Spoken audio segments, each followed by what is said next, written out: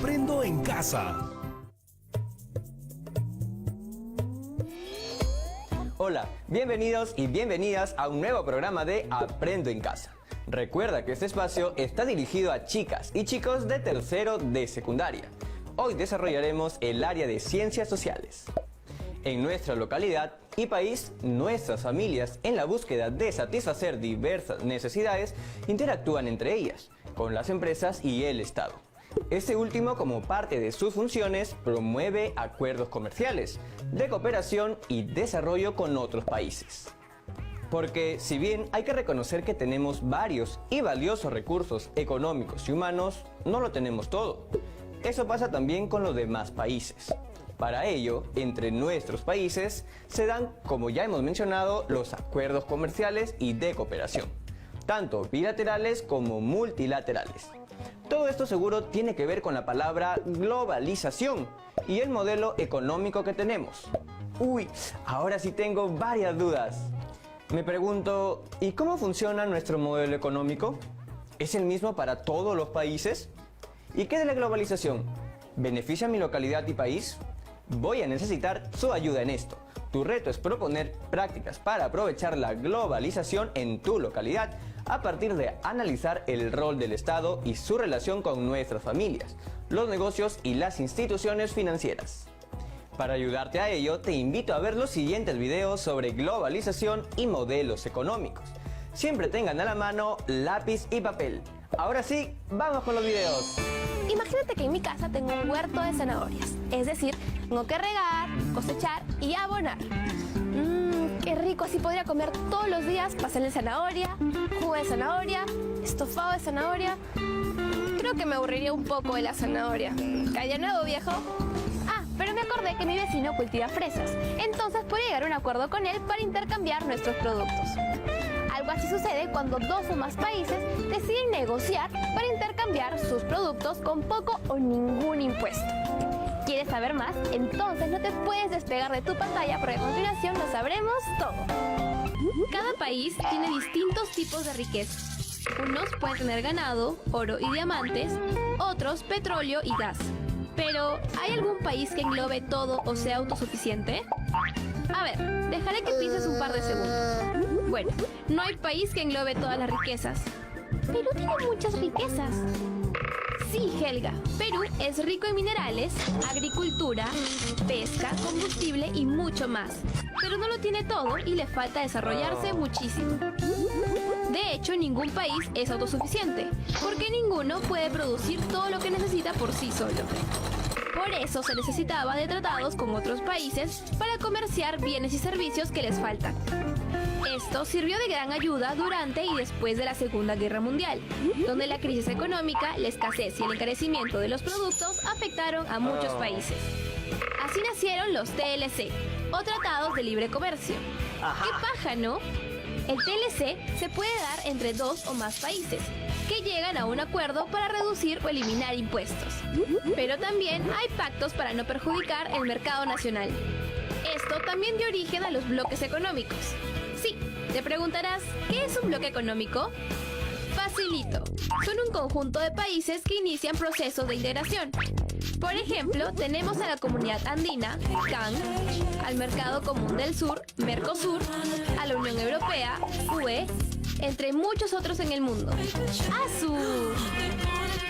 Los bloques económicos son grupos de países que deciden tener acuerdos y convenios comerciales, también de integración económica, con el objetivo de crecer y solucionar los problemas que se les presenten. Al interior de los bloques se han firmado una serie de convenios de integración como uniones, acuerdos, tratados de libre comercio, entre otros. La creación de estos bloques forma parte de un proceso más grande llamado mundialización económica. Este es la CAN. No me refiero a un perrito. Es la Comunidad Andina, que fue creada en 1996.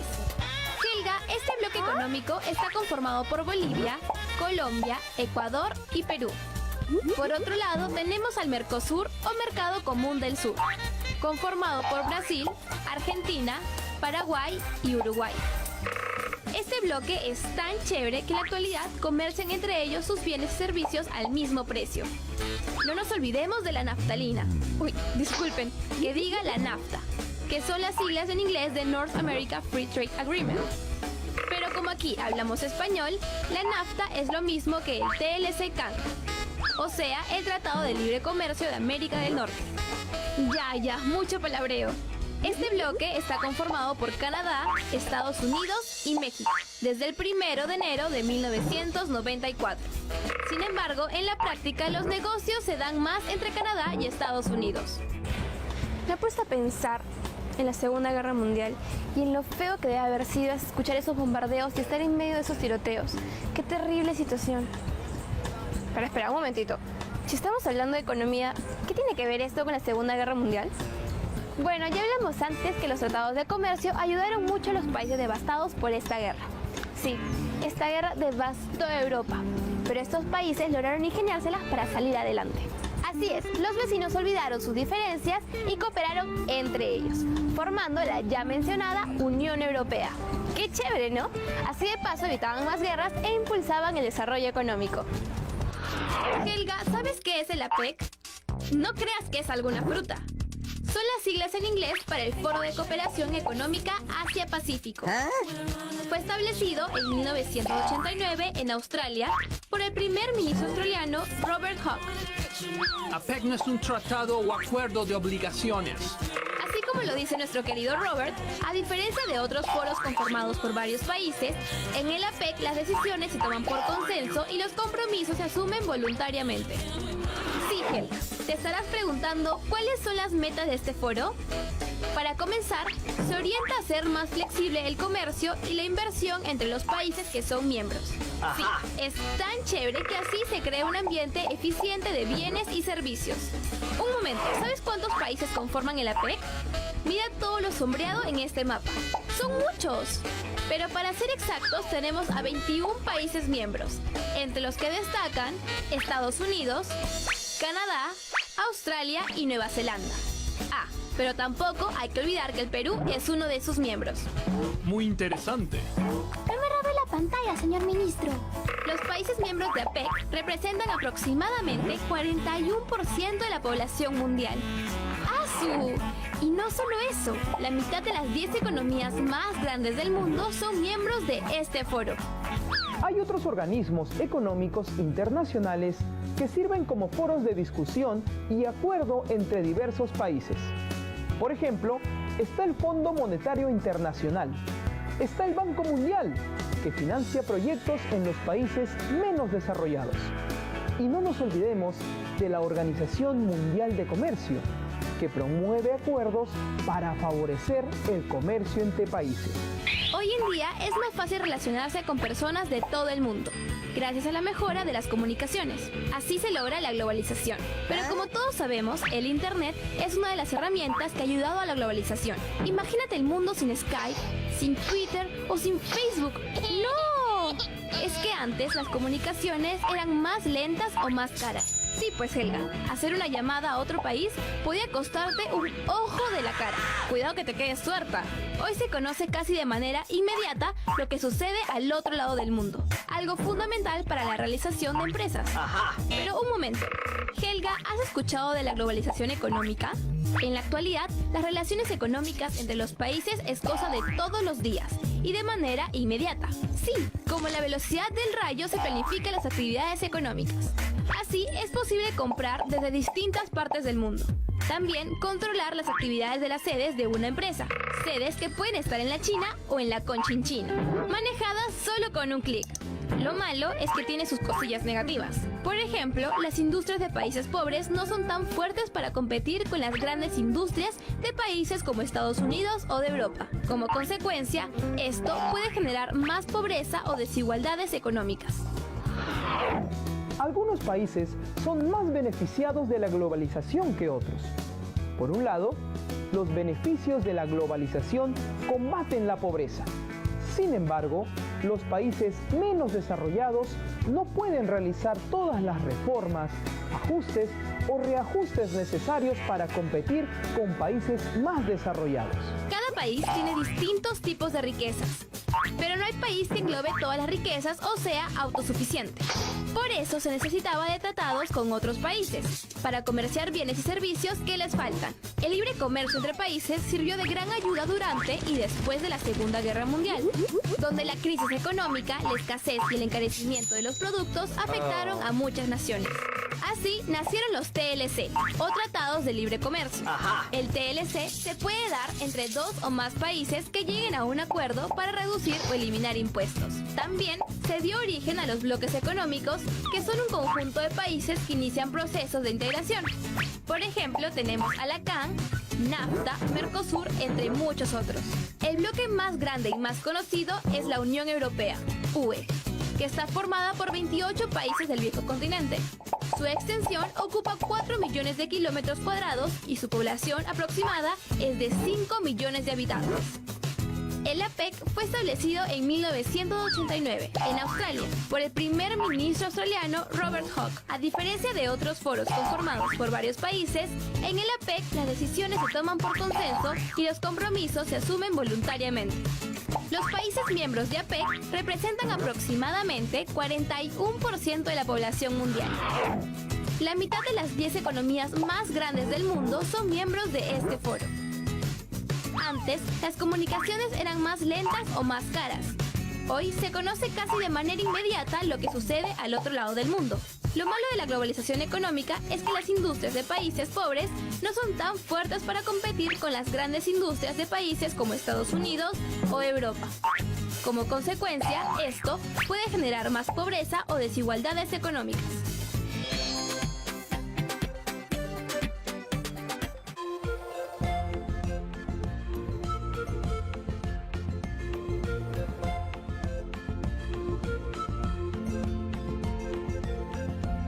TV Perú.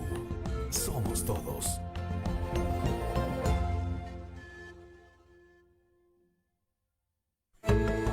Lávate las manos frecuentemente con agua y jabón, mínimo por 20 segundos. Si me cuido yo, cuido a los demás. Por eso, primero mi salud.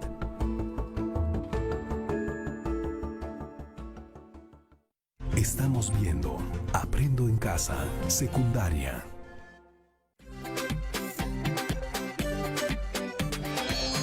Luego, como sabes, en el mundo existen países desarrollados, otros no tanto y también muy pobres. ¿Pero qué tendrían que hacer estos países que están en cola? La respuesta no es tan sencilla. Una de sus medidas sería aplicar un modelo adecuado. Bueno, este modelo no. Me refería a un modelo económico. De la aplicación y éxito de ese modelo, un país puede mejorar económicamente. ¡Qué chévere!, ¿no? La economía es muy, pero muy compleja. No es como jugar Monopolio en una tarde familiar. Yo compro 2 casas. Ay, Helga, en Monopolio puedes llegar a ser millonario y tener un montón de casas, aunque también puedes irte a la quiebra. Pero la economía no es un juego, sobre todo si se trata de manejar la economía de toditito un país. A lo largo de la historia se han visto grandes catástrofes económicas, como el crack en Estados Unidos en los años 30 o la terrible inflación en Venezuela, donde todos los productos escasean. Sí, Helga, no hay ni azuquitar para el café. Entonces, ¿de qué depende el crecimiento y desarrollo de un país? La respuesta es sencilla. Depende el modelo económico que impulsa el Estado. Sí, el modelo económico define las reglas políticas, las reglas sociales y las reglas económicas. ¿Cuántos modelos económicos hay? Qué bien que preguntes, Helga. Hay muchísimos. Pero mencionaré algunos. Comenzaremos hablando del modelo liberal, que es netamente capitalista, con una intervención mínima del Estado y con una gran competencia de las empresas privadas. Luego está el modelo centralizado, donde el Estado planifica y controla toda actividad económica. Y también está el modelo mixto, donde la empresa privada y la empresa estatal tienen la misma importancia para generar riqueza. Los modelos económicos deben ser transparentes como el agua cristalina, porque sus reglas tienen que estar a la vista de todos. Y estas reglas deben aplicarse por igual, aunque en la práctica suele haber distorsiones o vacíos. Hay estudiosos que han analizado los distintos modelos económicos e incluso han dado grandes aportes. Tenemos a Milton Friedman y a Paul Samuelson, dos importantes economistas que han recibido el premio Nobel por sus contribuciones. En Estados Unidos se aplica el modelo económico liberal, que está basado en el capitalismo. Helga, ¿adivinas desde cuándo? Pues desde el siglo XIX. ¡Hace un montón de tiempo! Sí, a diferencia de muchos países que se cambiaban de modelo económico, como es el caso de Argentina. El modelo económico de Estados Unidos se comenzó a impulsar con la llegada de una gran cantidad de migrantes.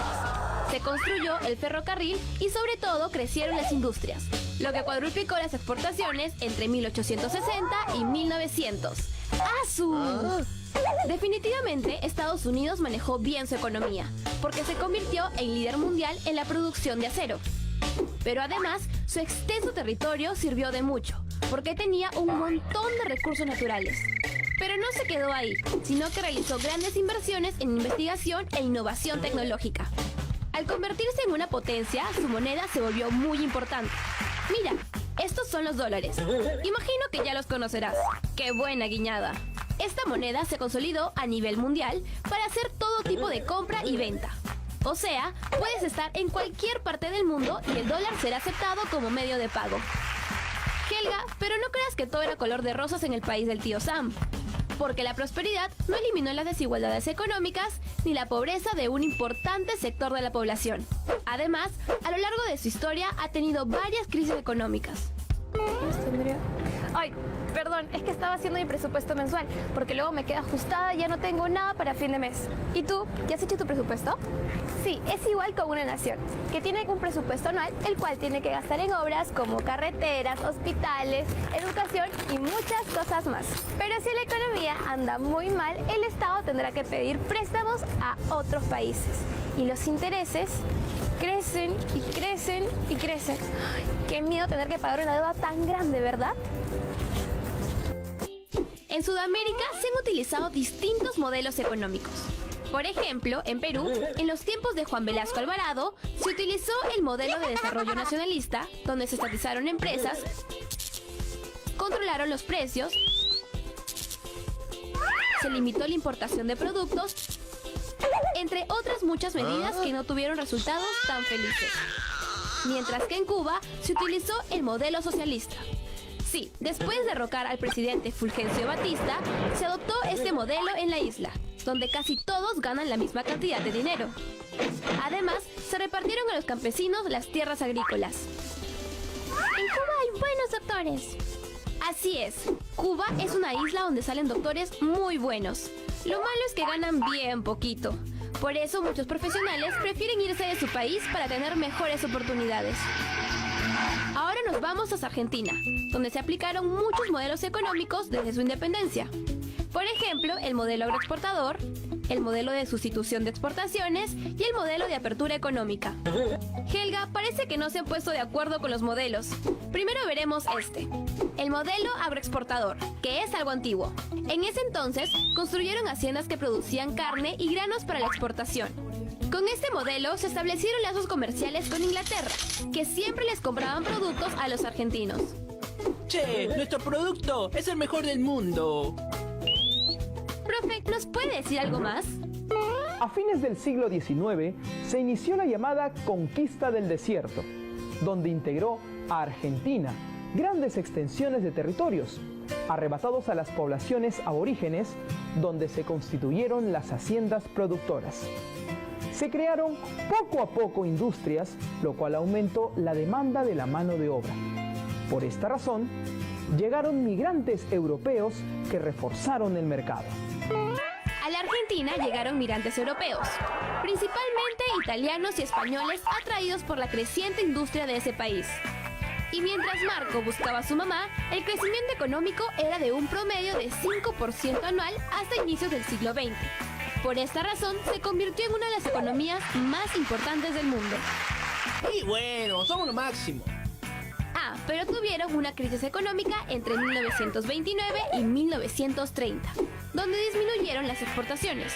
Por eso los argentinos se enfocaron en el mercado interno, con el modelo de sustitución de importaciones. Allí, el Estado comenzó a intervenir más y más en la economía. En todo ese periodo, la clase obrera se fortaleció un montón por las constantes protestas de los trabajadores. Si no hay solución, la huelga continúa. Si no hay solución, la huelga continúa.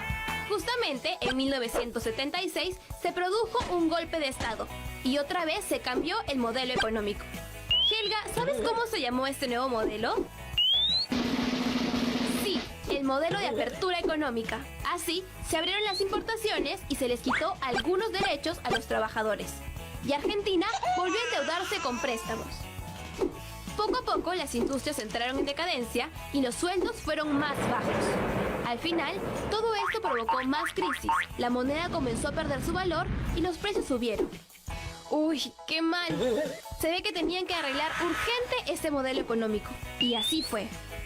Un momento, entonces, ¿qué economías crecen más en el mundo? Generalmente, los países que logran insertarse en la economía internacional, los que estimulan el mercado interno mediante la reducción de la pobreza, los países que promueven la capacitación, salud y garantizan el ahorro y la inversión de los ciudadanos. Muy interesante, ¿no? El crecimiento y desarrollo de un país dependen del modelo económico que impulsa el Estado, porque define las reglas políticas, las reglas sociales y las reglas económicas. El modelo liberal es netamente capitalista, con una intervención mínima del Estado y con una gran competencia de las empresas privadas. Por otro lado está el modelo centralizado, donde el Estado planifica y controla toda actividad económica. Y también está el modelo mixto, donde la empresa privada y la empresa estatal tienen la misma importancia para generar riqueza. En Estados Unidos se aplica el modelo económico liberal desde el siglo XIX. Se comenzó a impulsar con la llegada de una gran cantidad de migrantes. Sin embargo, la prosperidad no eliminó las desigualdades económicas ni la pobreza de un importante sector de la población. Además, a lo largo de su historia, ha tenido varias crisis económicas. En Sudamérica se han utilizado distintos modelos económicos, como por ejemplo en Argentina. Las economías que más crecen en el mundo son de países que logran insertarse en la economía internacional, los que estimulan el mercado interno mediante la reducción de la pobreza, los países que promueven la capacitación, salud y garantizan el ahorro y la inversión de los ciudadanos. ¿Cuál de todos los modelos económicos es el mejor? Eso depende de la situación en la que se encuentre cada país, ya que un modelo económico no da los mismos resultados. Esto se debe a que cada país tiene una realidad distinta. Incluso dentro de cada uno existen muchas realidades, como por ejemplo Perú, que es muy diverso. ¿Qué les parecieron los videos? Bastante interesantes, ¿no? Logramos ver o escuchar que la globalización es un proceso económico, político, social y cultural que genera constante comunicación y vínculos entre distintos países del mundo. Ejemplo de ello son la Comunidad Andina, Mercosur, OMC, APEC, entre otros. Teniendo todo esto en cuenta, es hora del tan esperado reto. Elaborarás un texto donde propongas prácticas en tu localidad para aprovechar lo que trae consigo la globalización, viendo lo positivo y negativo en nuestro modelo económico. Este texto debe incluir tus propuestas de prácticas en tu localidad, justificar estas a partir de la conversación con tus compañeros o familia sobre qué ventajas y desventajas trae consigo la globalización en tu localidad y nuestro país. Tu reflexión sobre cómo beneficiará para hacer frente a los principales problemas que atraviesa tu localidad. Y recuerda, tu trabajo siempre al portafolio. Eso ha sido todo por hoy en Aprendo en Casa. Nos vemos en el siguiente programa. ¡Chao, chao, chao!